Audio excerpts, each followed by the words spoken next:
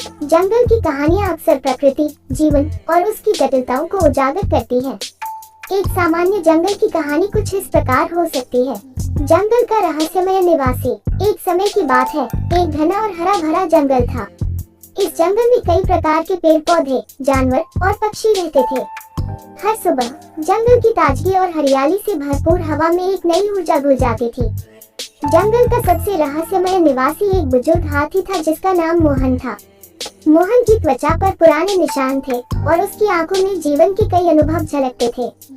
वह हमेशा जंगल के हर कोने को जानता था और जानवरों के बीच एक सम्मानित और बुद्धिमान नेता के रूप में जाना जाता था। एक दिन जंगल में एक अजीब तरह की समस्या उत्पन्न हुई। कई जानवर बीमार पड़ने लगे और पौधे मुरझाने लगे। जंगल के सभी निवासी चिंतित थे और उन्होंने मोहन से मदद मांगी। मोहन ने समस्या को समझने के लिए जंगल की गहराइयों में जाकर देखा। उसने पाया कि जंगल की एक नदी, जो जीवनदायिनी थी, प्रदूषित हो गई थी।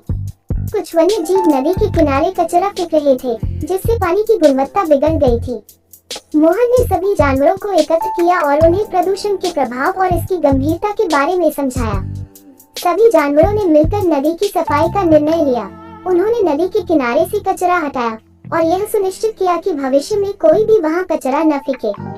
धीरे धीरे नदी की पानी फिर से स्वच्छ हो गया और जंगल में जीवन लौट आया। सभी जानवरों ने मिलकर जंगल को साफ और स्वस्थ रखने का संकल्प लिया।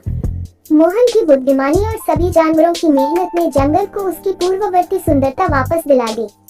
इस प्रकार जंगल ने एक बार फिर से जीवन से भरपूर और खुशहाल हो गया और मोहन ने सभी को ये सिखाया कि अगर सभी मिलकर काम करें तो बड़ी समस्याओं का समाधान संभव है।